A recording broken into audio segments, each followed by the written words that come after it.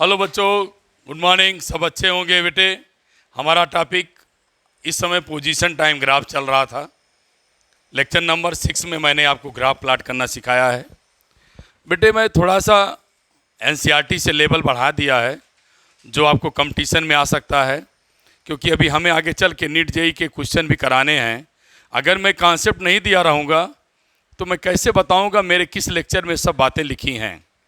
तो मेरे प्यारे बच्चों, ये बात को ध्यान रखना आप लोगों को है कि कोशिश करें,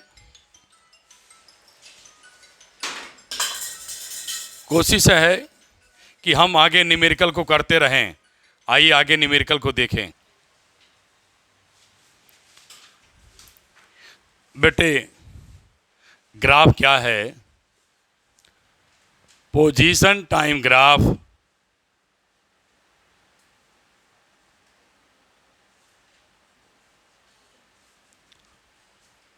फॉर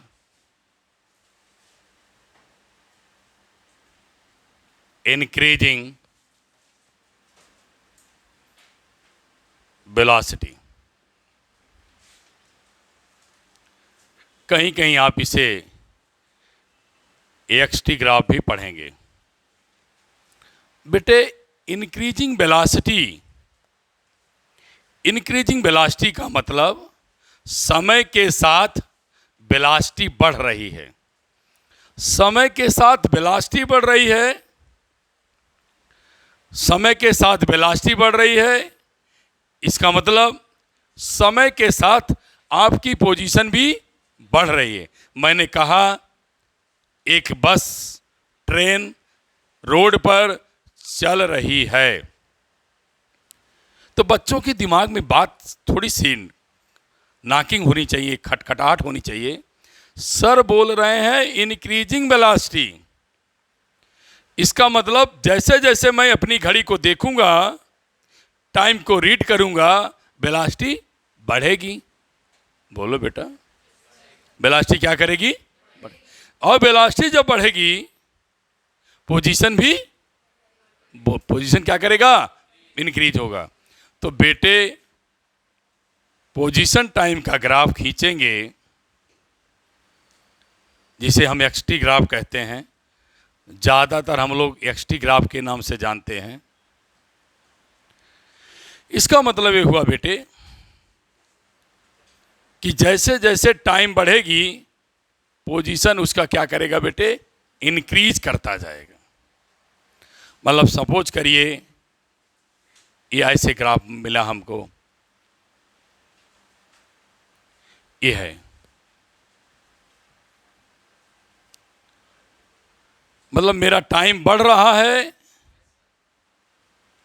साथ में पोजीशन भी बेटे 2, 7, 8 समथिंग होती जा रही।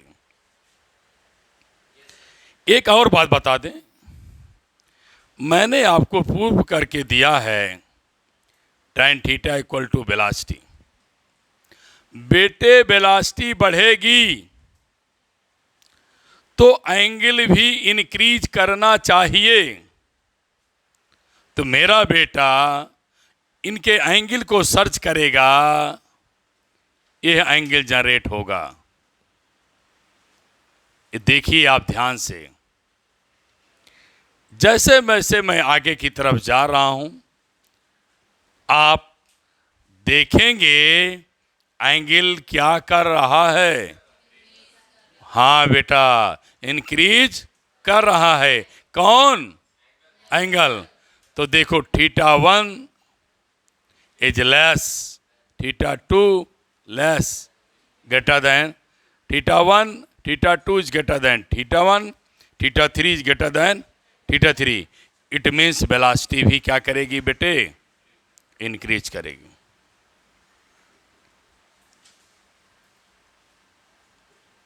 क्या समझ में आया? ये चीजें बेटे एनसीईआरटी में नहीं बनी हैं, ये मैं एडिशनल इंफॉर्मेशन दे रहा हूँ। आपकी इच्छा अनुसार आप पढ़ पाएँ तो पढ़ लीजिए, नहीं पढ़ें तो लीव कर दीजिए।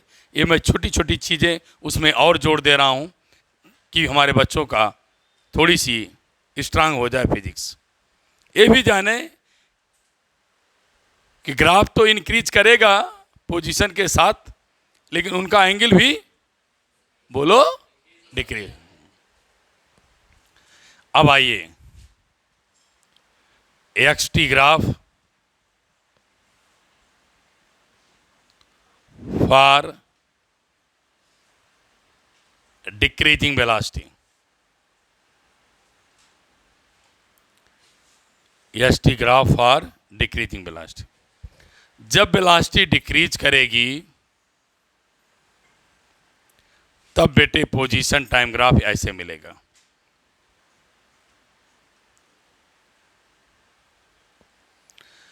और यहां पर आप वॉच करेंगे, यहां पे वॉच ये करना है कि जैसे जैसे हम आगे जाएंगे, एंगल की बात करें θ1, दूसरे एंगल की बात करें θ2, तो मेरे बच्चे ध्यान दें, एंगल क्या कर रहा है, बोलो डिक्रीज करेगा। कर्व तो देख लिया आपने, जैसे जैसे टाइम इंक्रीज करेगा पोजीशन घटेगी, पोजीशन घटेगी। कहने का मतलब जो गाड़ी, जो ट्रेन, जो बस 100 के स्पीड में चल रही थी, हम वॉच कर रहे हैं टाइम को, उसका पोजीशन घटती चली जाती है। टाइम तो बढ़ा दिया लेकिन गाड़ी की स्पीड घट रही है। बोलो बेटा, गाड़ी की स्पीड क्या कर रही है, घट रही है। वेलोसिटी घट रही है, पोजीशन, बोलो पोजीशन क्या होगा, घटेगा। भाई स्पीड घटेगी तो पोजीशन क्या करेगी, बोलो घटेगी। इसलिए मेरा ग्राफ ऊपर जाने की बजाय फॉल डाउन नीचे की तरफ जा रहा है। किसकी तरफ जा रहा है, टाइम के पास। एंगल भी आप देखेंगे डिक्रीज करता चला जाएगा।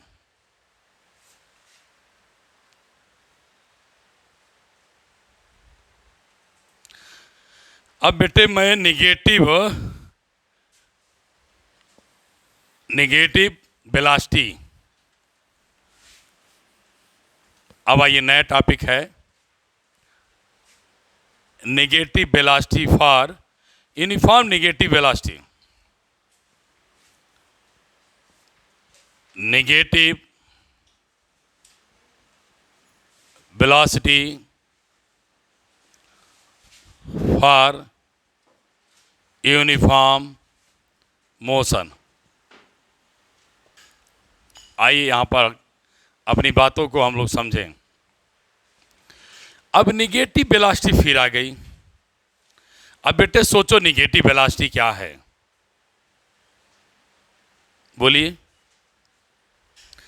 इधर देखो बेटा, निगेटिव वेलोसिटी का मतलब है, सुनो, जैसे आपको मैं समझाऊं, एक पेन का कैप है ना, पेन का कैप है, ये बेटे क्या किया, ऊपर गया गया ना, और फिर क्या किया, लौटने लगा।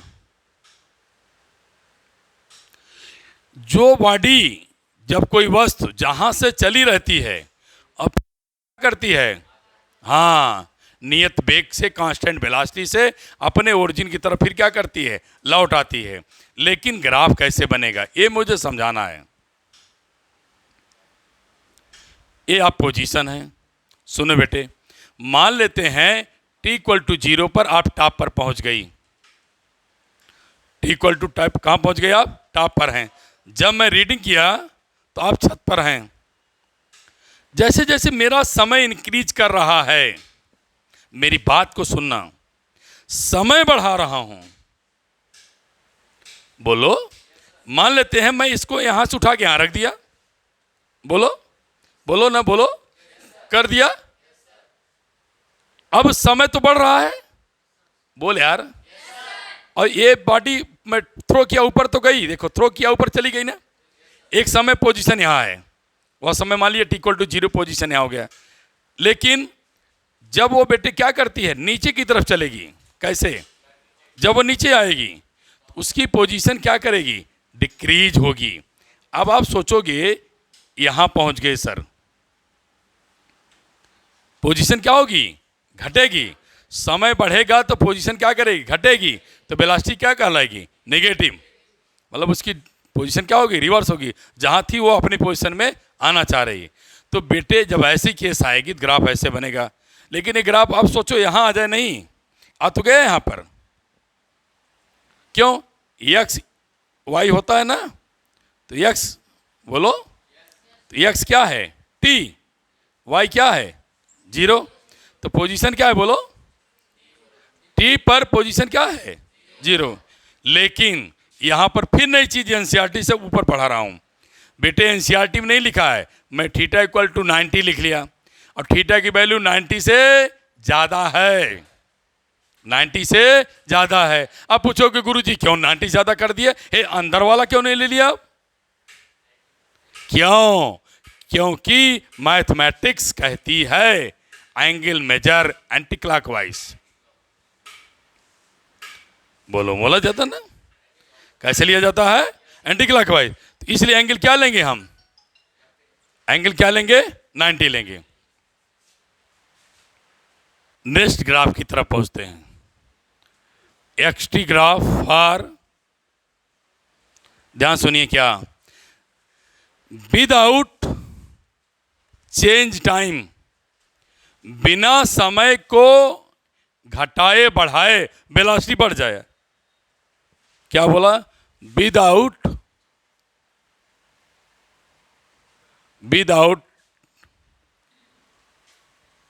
चेंज टाइम वेलोसिटी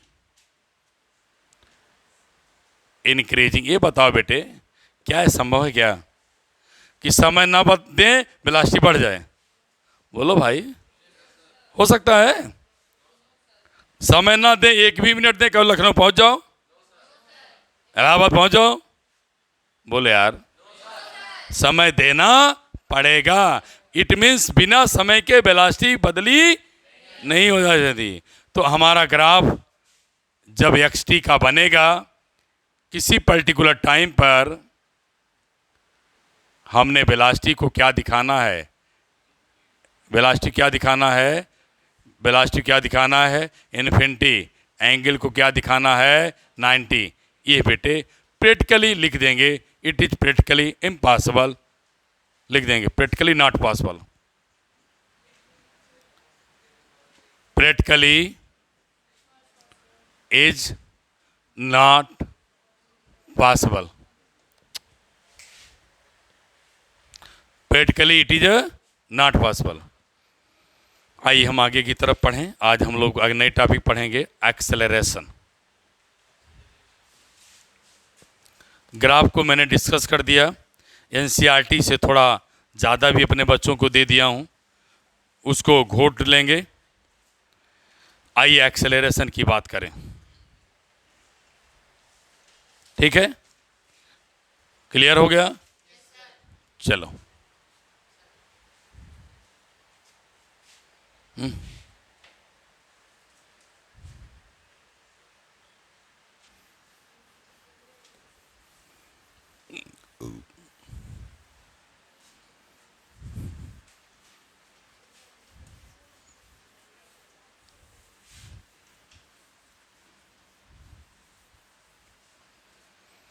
बेटे आइए, आज की टॉपिक है जो आपसे थोड़ी सी रिलेटेड है, 9 से, आप जानते हैं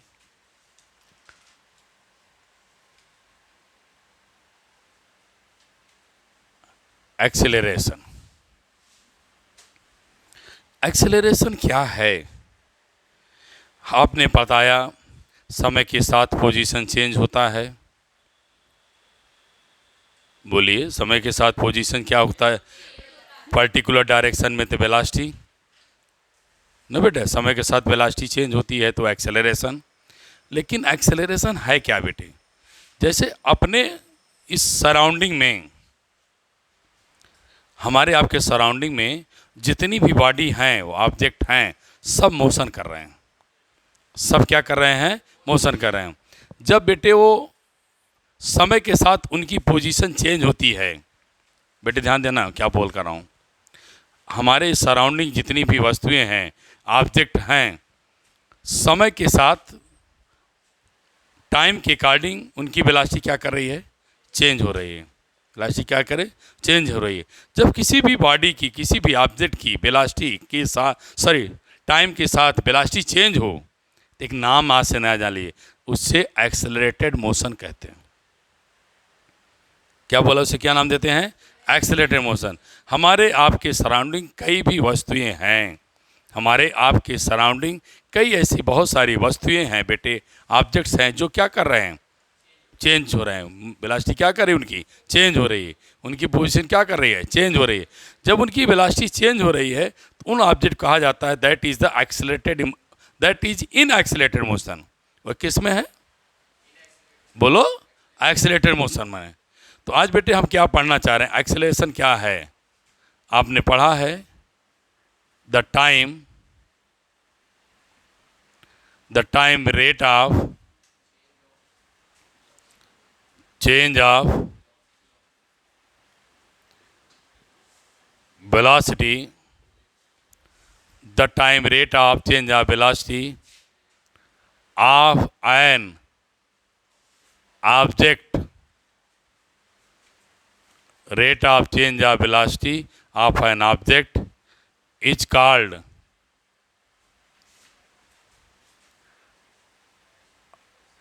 acceleration of the object.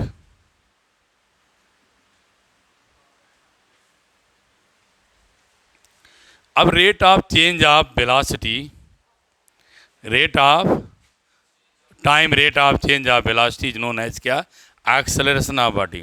बेटे हम कहें किसी बॉडी का एक्सेलरेशन कितना है, तो बेटा एक्सेलरेशन ये बताती है how fast a body move.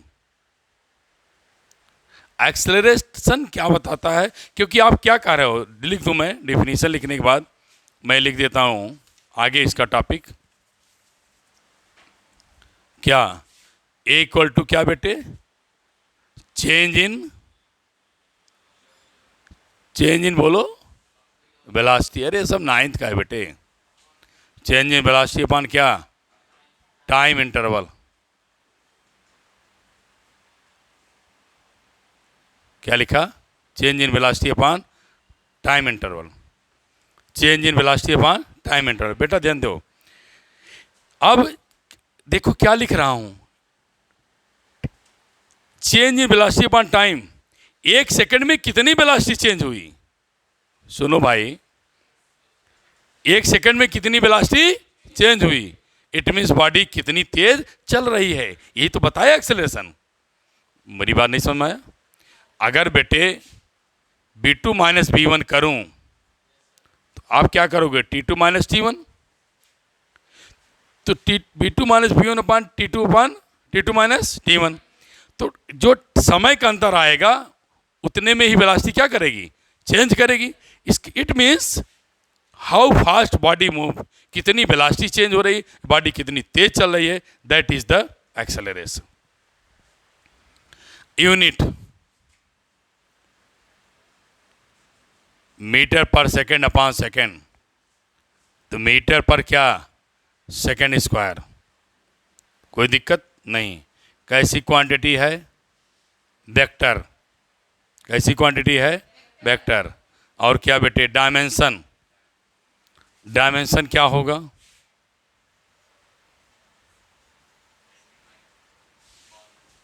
Velocity dimension बेटे LT की पावर -1, टाइम का T क्या मिलेगा, LT की पावर क्या बेटे -2, LT की पावर -2, ये ऊपर जाएगा तो क्या हो जाएगा, माइनस हो जाएगा। और इसके बहुत सारे टाइप्स हैं, आप लोग पढ़ा है, यूनिफॉर्म एक्सेलरेशन। तो आप ऐसा भी कर सकते हैं, a body cover equal change in velocity in equal interval of time. किसी बॉडी की समान समय में, इक्वल समय में क्या होता है, a body change in velocity in equal interval of time. जितनी समय होगा उतनी वेलोसिटी क्या हो जाए, चेंज हो जाए, तो उसे क्या कहते हैं, बोलो भाई, यूनिफॉर्म एक्सेलरेशन। तो लिखो आप लिखें, a body said to be uniform motion, uniform accelerated motion. A body said to be uniform accelerated motion if it covers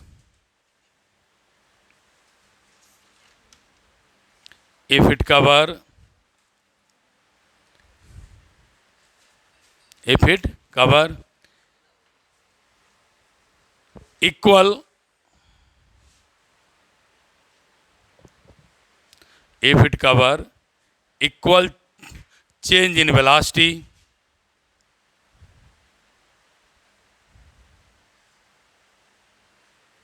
in equal interval of time. Equal change in velocity as well as equal interval of time. या आप आइए थोड़ा सा और ढंग से पढ़ें।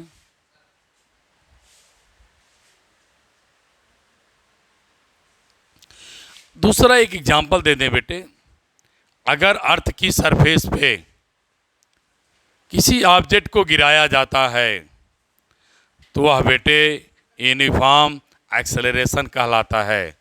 जब किसी बॉडी को आप क्या करते हैं, ड्रॉप करते हैं, गिराते हैं under the effect of gravity, under the effect of gravity, क्या करते हैं बेटे, ग्रेविटी के under the effect of gravity, इस ग्रेविटी का इफेक्ट जहाँ काम करता है, अगर किसी बॉडी को ड्रॉप करते हैं बेटे तो वह कैसा एक्सेलरेशन होता है, यूनिफॉर्म एक्सेलरेटेड मोशन। दूसरी डिफिनीशन आप लिख सकते हैं, अ बॉडी, थोड़ा सा डिफिनीशन के स्टैंडर्ड बढ़ाइए, a body said to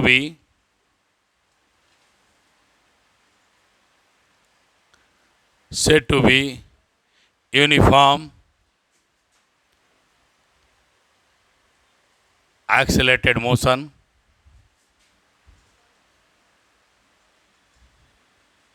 if magnitude and direction, ध्यान देखना बेटा, magnitude and direction of acceleration remains constant of an object.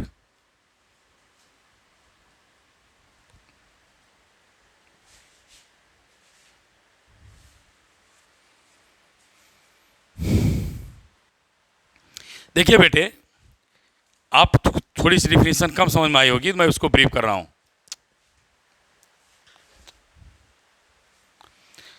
Uniform लिखा है, ध्यान देना, और क्या लिखा है, एक्सेलरेशन लिखा है।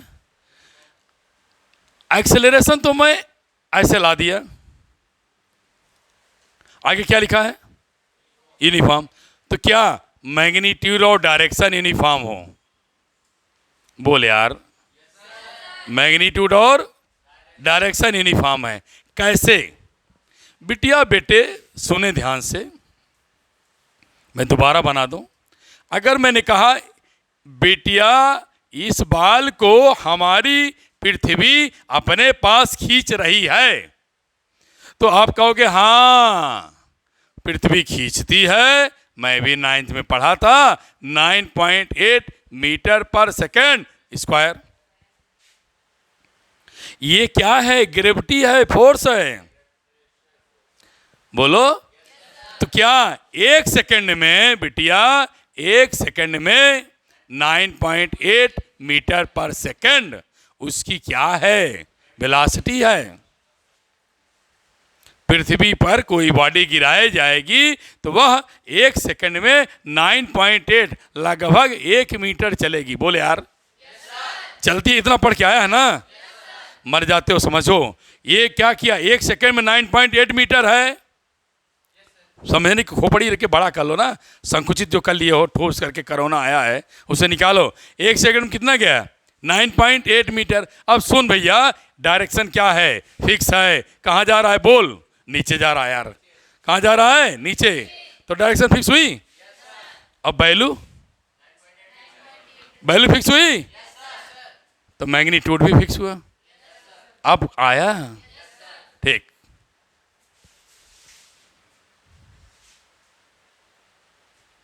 अब आप अगला टॉपिक देखिए बेटे, यहां क्या लगा देंगे? Non uniform.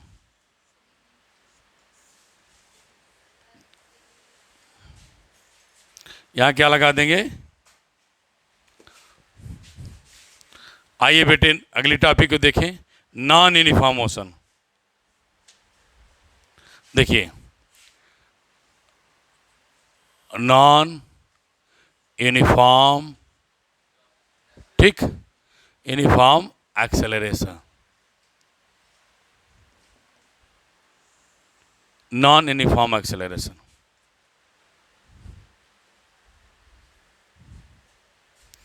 ठीक। कुछ कहना नहीं है, ज्यादा चेंजिंग नहीं है। A body said to be non uniform acceleration motion if magnitude and direction, ठीक, मैग्नीट्यूड और direction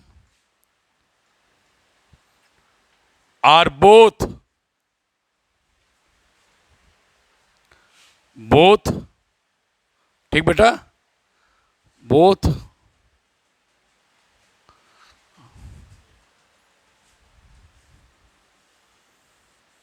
both are changed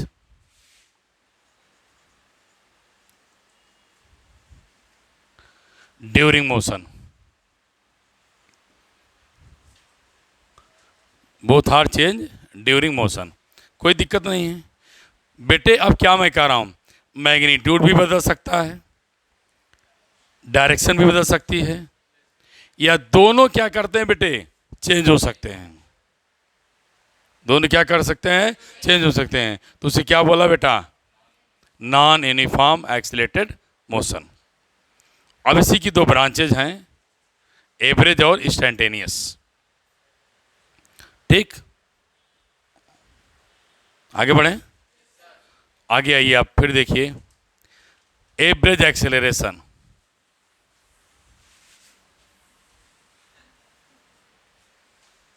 average acceleration,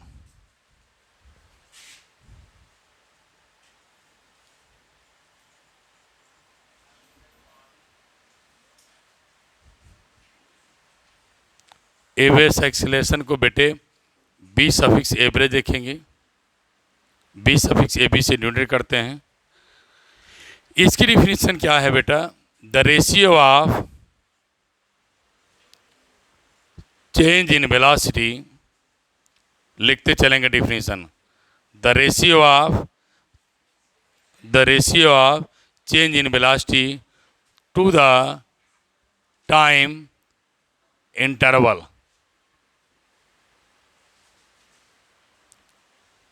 क्या लिखेंगे, time interval. Average equal to क्या लिखेंगे बेटा, B2 minus B1 T2 minus T1। फिर आप इसको और सिंप्लीफाई कर लिख सकते हैं, डेल्टा B अपान डेल्टा T। आप वेक्टर लगा लेंगे, ये एक्सेलरेशन है, सॉरी ये लगाएंगे, सॉरी भूल गया मैं, ये सफिक्स ये भी लिखेंगे, ठीक बेटे।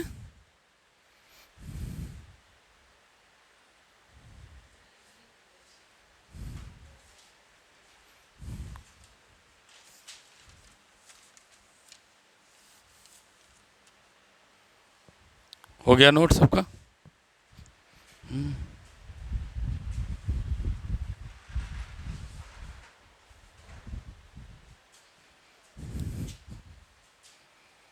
लास्ट स्क्रिप्ट, आज के लेक्चर का लास्ट टॉपिक है instantaneous acceleration.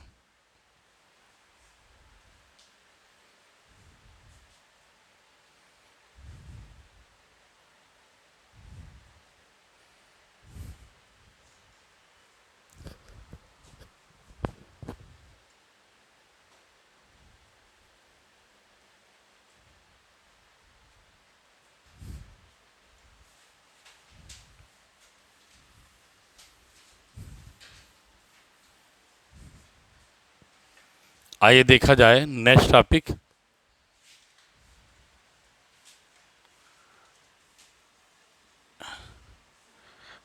Instantaneous acceleration.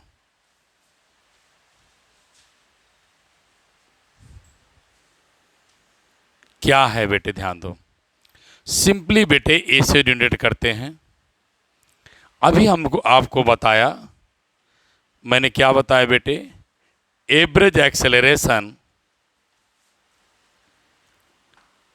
Delta b upon delta t पढ़ा है। मैं बताया हूँ ना, बता चुका हूँ, बोलो बता चुका हूँ। तो बहुत आसान डिफिनीशन मैं लिख दूँ, द एवरेज एक्सेलरेशन, यहाँ लिख देंगे शॉर्ट में, average acceleration becomes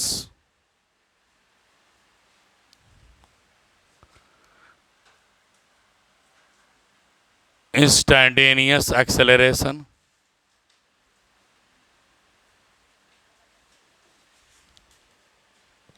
average acceleration becomes instantaneous acceleration for a instant of time